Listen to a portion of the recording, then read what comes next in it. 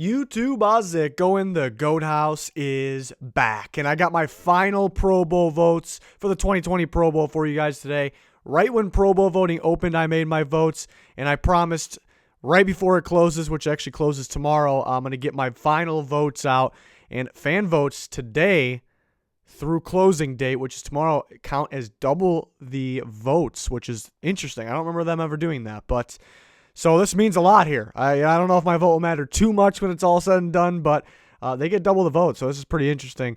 Right before we get started with my votes, 40K, that's our subscriber goal, so please help us out by subscribing. Full NFL and college football content. If you want to see bowl predictions, college football playoff predictions, those are up on the channel already.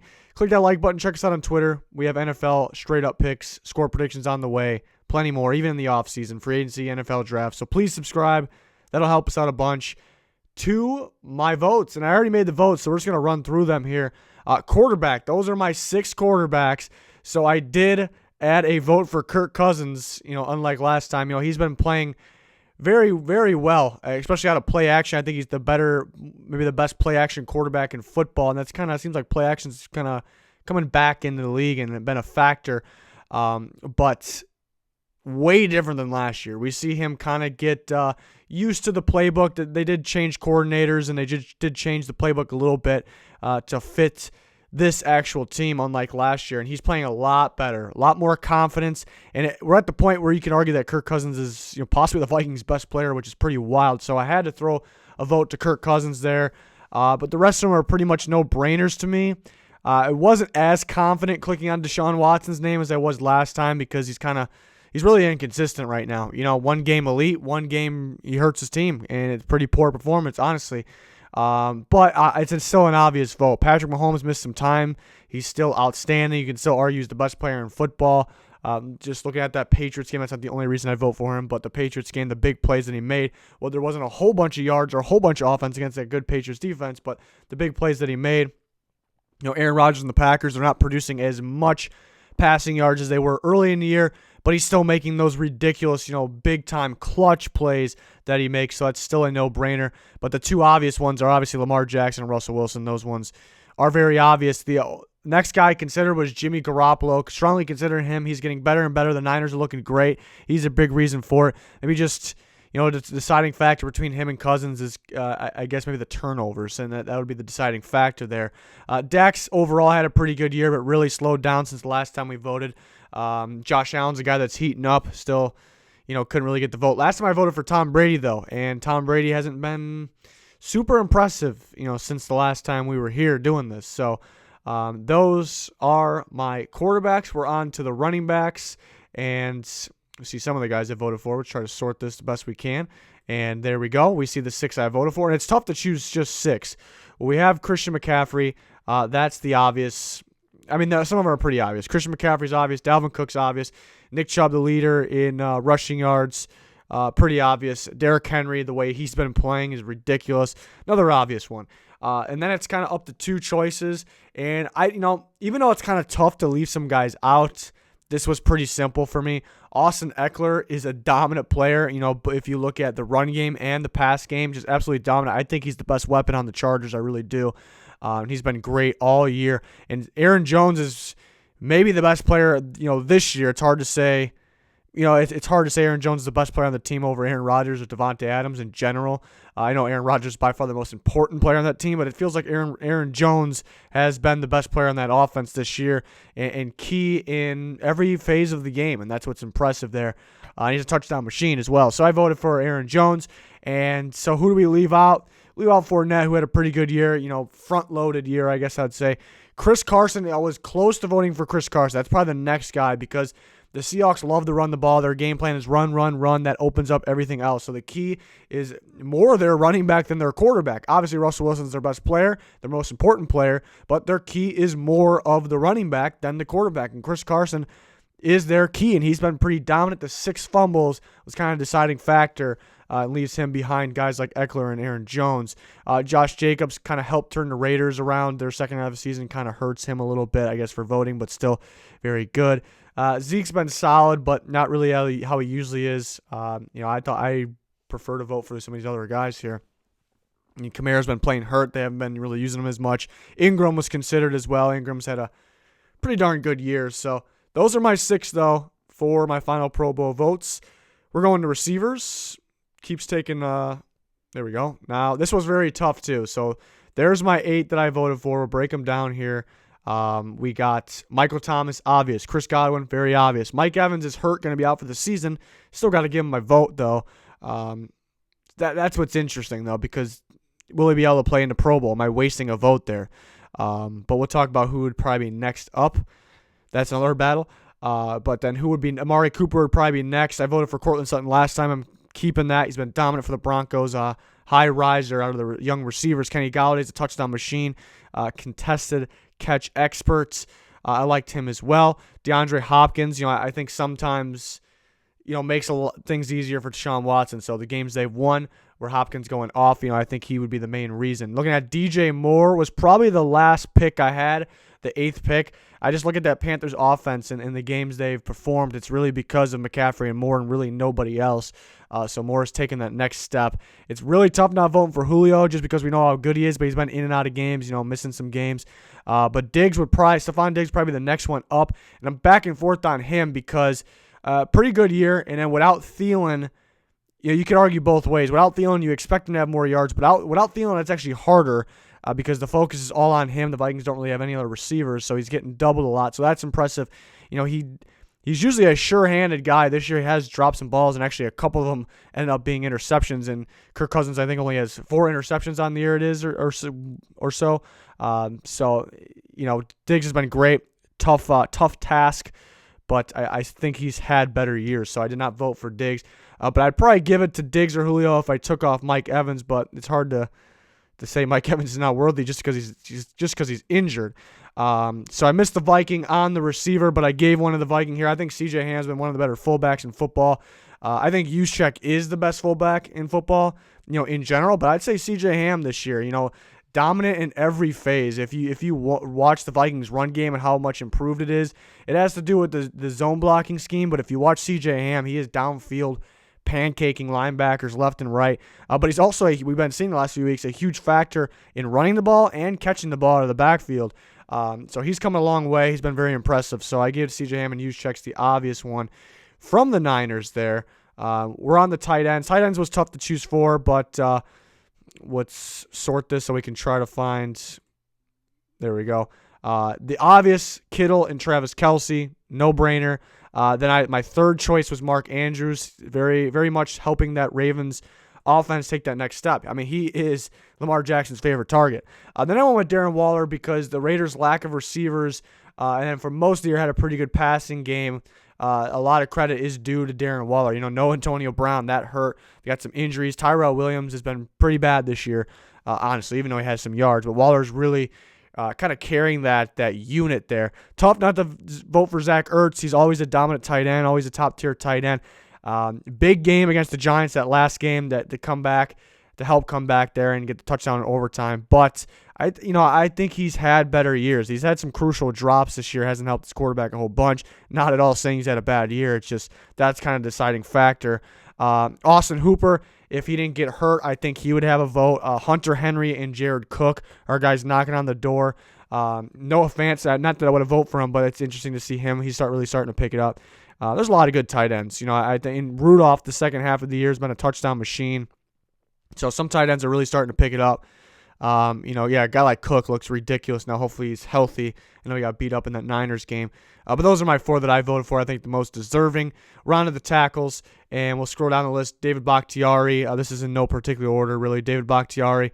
I think it's in alphabetical order, the way we're going to read them off. Trent Brown took that Raiders offensive line to that next level. And the unique thing about Trent Brown came from the Patriots. He was decent on the Niners and went to the Patriots, and I thought he had a ridiculous year last year. I thought he had a Pro Bowl level year last year. But what can you make of that? It's the Patriots. They always have random guys playing good on the offensive line. And the Raiders signed him. I like to sign him because I loved his game the year before. a little rich in my opinion at the time because I think it's risky. He ends up being that good. And look what the Patriots' offense line is without him. So even though he's missed some games, I think he definitely deserves a vote. Scrolling down some more, Ryan Ramczyk, young offensive tackle of the Saints, very highly productive in pass and run blocking. Mitchell Schwartz has been the last couple years I thought he was the best offensive lineman in football last year, one of the top ones this year. Tyron Smith, same situation, and Ronnie Stanley I think has been possibly the best one in football this year. That's a hard scheme to run, the Ravens. They're running more of a gap scheme. Most of the leagues running the zone scheme because it's easier. You pretty much can bring any offensive lineman in, and they really know how to run it. I mean, maybe not necessarily they're going to be good, but they know how to run it. The gap scheme, which helps Lamar Jackson and Mark Ingram, that game is tough to run. You got to have the right guys, specifically the right guys. Ronnie Stanley has been very dominant in that high-powered Ravens offense this year. And then guards, Brandon Brooks, pretty obvious. Really the only one performing on the Eagles' offensive line this year. Really, I guess that's not fair to say because, guys besides the center as well, but guys like Lane Johnson can perform. It's just in and out of games sometimes. It's just unfortunate injuries, but Brandon Brooks has been great. David DeCastro, the Steelers, people thought maybe the Steelers' offensive line would take a hit this year, and they did not. DeCastro leading the way. Richie Incognito, another Raiders guy. I think he's another reason the Raiders' offensive line went from possibly worst or bottom three to towards the top. Really, Incognito he's a fun one to watch. He's definitely a fun one to watch. Dominant run blocker. Zach Martin, obvious one. Quentin Nelson, obvious one. And Marshall Yanda, pretty much an obvious one too. He's been around with the Ravens for a while. They're switching schemes here and there, and he's still able to dominate and help Lamar Jackson, Mark Ingram be dominant. The centers, Travis Frederick, Jason Kelce, Ryan Kelly of the Colts, and Marquise Pouncey of the Steelers. So pretty obvious ones there. Those are the four that I went with. We're on to defense. We are on to the pass rushers, defensive ends. I don't really like the way they have some of these DNs, outside linebackers, inside linebackers. I think they messed up with this a little bit because I think edge rushers need to be together, honestly. And there's some guys that are inside linebackers that should be with outside, but whatever. We still get the good enough guys with the Pro Bowl vote. Voted for 6 here. We see 4 right off the bat. Cam Jordan. We got some sack leaders. I'm not a huge stats guy, but the sacks are a huge part of the game. And it happens to be, usually it matches, not always, but the guys that get the pressures, the QB hurries, which is most important to me, or the same guys with the sacks. So Cam Jordan was obvious. Daniil Hunter, very obvious. Nick Bosa, very obvious. So those will be the top 3 to me. And then we start going. We get another rookie, Josh Allen, who's been very dominant for the Jags. Joey Bosa, I guess a pretty obvious one there for the Chargers. And then we see some more. I went with Jadeveon Clowney. You only see 3 sacks. I think he's getting a whole bunch of pressures. He's making a big impact. You see him drop back, a lot of pass deflections. See 4 forced fumbles.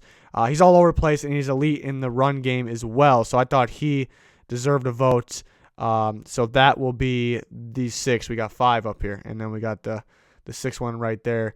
I mean, it's tough because you leave out guys that really aren't they're defensive ends in a 3-4. For an example, Derek Wolfe, who's had a really good year, but he's actually hurt right now. Calais Campbell, I voted for last time and didn't get the vote this time. I think he really slowed down in the second half. I think a lot of guys gave up for the Jags. Melvin Ingram, tough not to vote for him. Clowney or Ingram, that's kind of I'm back and forth on that. I almost want to switch it right now as we're talking. Melvin Ingram, his presence, changes the Chargers defense a lot. Maybe not the most highly productive guy. It's really tough not voting for Melvin Ingram. He's one of my favorite players in the league. Not my favorite team either because he makes everyone else around him better. And that's why, oh man, I think Clowney does the same. It's like Clowney's basically like the same thing. He's right there at Melvin Ingram. It's really tough. It's really tough to only choose 6 of these guys. To the defensive tackles. Let's try to sort this so we can see. All right, yeah, Cam Hayward, Steelers dominant defense, elite player up there. Grady Jarrett, really the only player on the Falcons defense. I mean, the guy is everywhere. He's really carrying the load. The 2 Niners defensive linemen, DeForest Buckner, Arik Armstead. Armstead's getting more of the production. I think Buckner's more of a threat. I think he's a better player, but they both have been great. Aaron Donald is a very obvious one. Chris Jones, we've seen the Chiefs missing him a few games early in the year, and you see how dominant he is and how important he is to the team when he comes back. So he definitely deserves a vote there. It's tough not voting for some of these guys once again. Jordan Phillips has been real good. But, yeah, for the most part, I like what we got going there. Vernon Butler, Fletcher Cox. Fletcher Cox is usually a guy that's up here, maybe a little less productive this year, but still a very dominant defensive tackle. Inside linebackers, only four, and I think this might be one of the better positions in football, even though, sometimes these guys really aren't technically inside linebackers. They're just trying to separate the pass rushers and the linebackers, I guess, mainly. But Eric Kendricks has been dominant this year. The Vikings defense has taken a hit. It feels like Kendricks and Daniil Hunter, guys like that, are really carrying this team. They're playing out of their minds to try to carry that defense that's heading south. But Eric Kendricks has been unreal this year. The record for pass breakups by a linebacker, and there's still 3 games to play. Very impressive. Fred Warner has been everywhere. Guy's dominant player. You see him in the backfield. You see him downfield in coverage.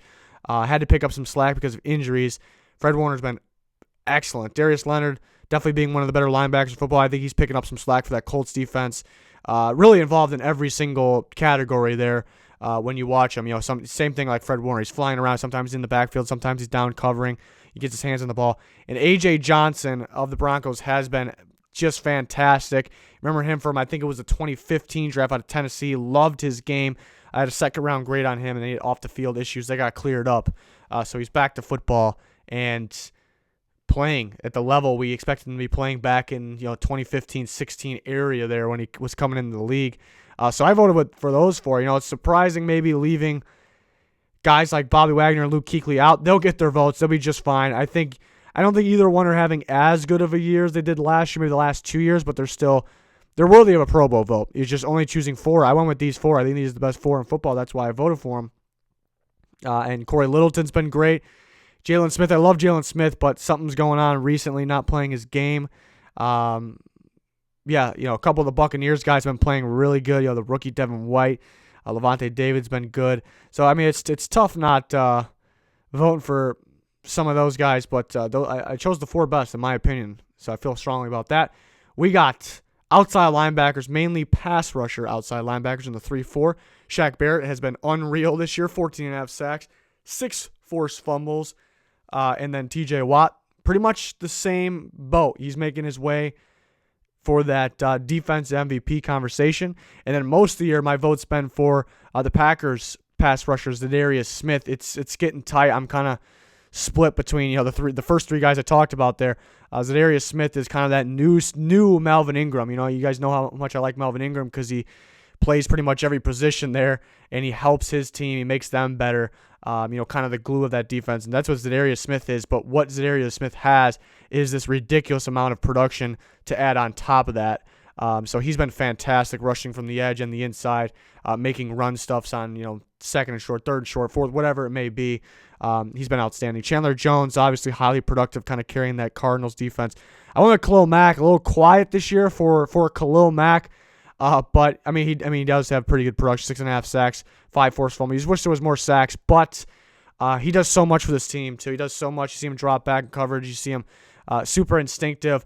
But if you take away Khalil Mack, you see why they traded for him, and people are starting to not like that trade. Maybe not a whole bunch of people, but not like that trade as much, just because they're in need of a quarterback and they're missing their first round pick. But you see why the trade is worth it, because if you take Khalil Mack away from this team, just go back and think about the games they've won, like specific games. What he did in those games. Like you take him away, like the Bears really could have like 3 wins right now, 4 wins, whatever it may be.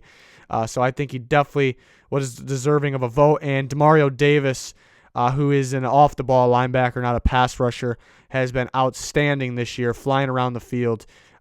Saints defense recently has been kind of inconsistent, but that's a guy that's been consistent and been one of the best linebackers in football. But we got a bunch of pass rushers with Demario Davis, so it's a little odd how they set this up. But these guys are all 3-4 outside linebackers.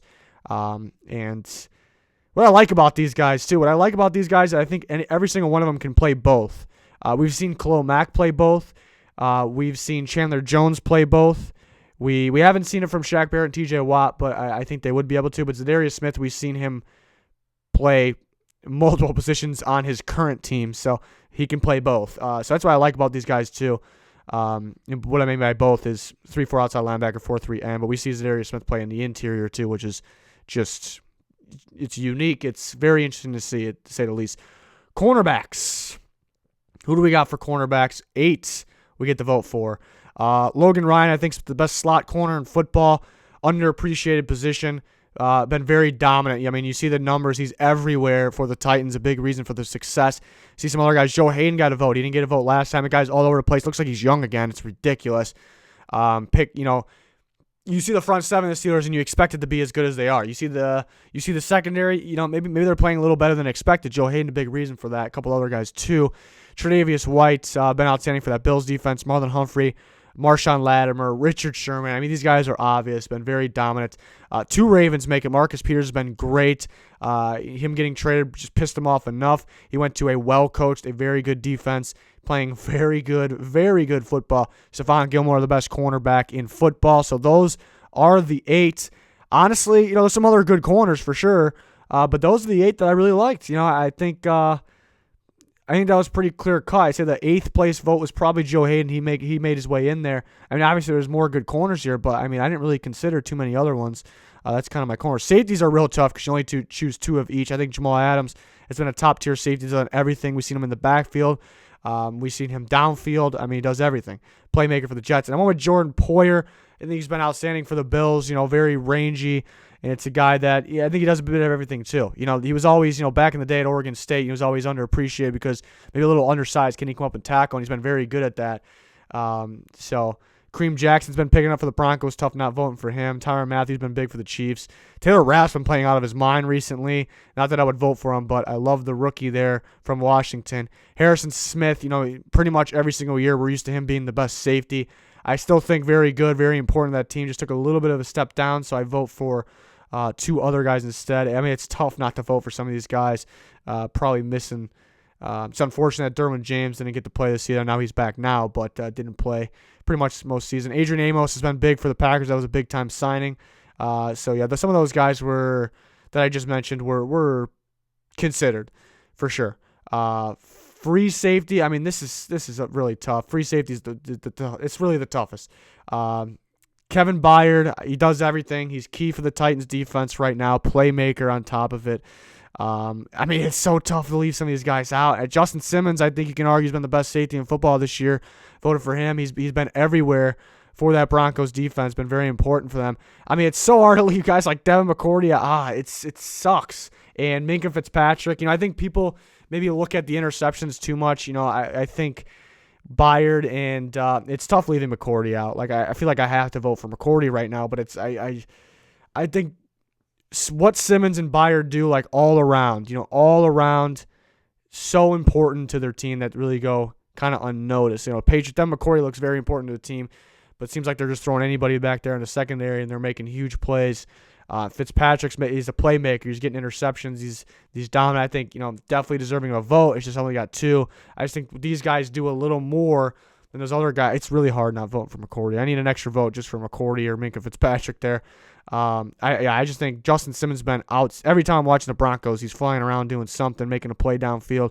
And Kevin Byard, they're basically the same thing. Byard will come up in the box and make an instinctive play a little more. Been big for the Titans defense. Kickers, Harrison Butker was clutching some games to win them games. Justin Tucker, obvious one. Return specialist, they pretty much got rid of kick returners because there's no kick return in the Pro Bowl. So I went with Deontay Harris and Mecole Hardman for my return specialists, which are punt returners basically. Punters, Jake Bailey and Brett Kern is who I went with. I think clearly the best 2 punters this year. And special teamers, I went with Cordero Patterson, kick returner and a pretty darn good gunner for the Chicago Bears, and Matt Slater. Pretty simple one there. Pretty obvious one for the Patriots there. So we'll submit that. Really tough not voting for some of these guys. I don't really like the way they got this laid out. Like I almost want to just don't give me a limit on, give me a limit total and have a max you can pick for each position group. You don't have to pick all of them. Just use your total. Probably confusing people what I'm saying, but I want to get some extra guys in there, because I think some guys are just more deserving than others, and you can't even vote for them. But it's just a Pro Bowl. It's not the most important thing in the NFL. I mean, guys don't even try in it, but it's just getting the recognition is the important part. At the end of the year, we'll do all my awards. You guys will vote for all that too. All my awards in the season. I'll do my All-Pro team. That'll be very cool too. And once the season is all over, past the playoffs, just like last year, I'm going to reveal my top 100 of this season. It was very fun to do it last year. Top 100 players, in my opinion. So that'll be fun. But we're still in season. Got plenty of season and playoff left. We'll be predicting everything, so join us for that. College football content, join us for that. A lot of it's already on the channel. Please subscribe. Trying to get to that 40K goal. But thank you for watching this video. That's going to do it. Goodbye.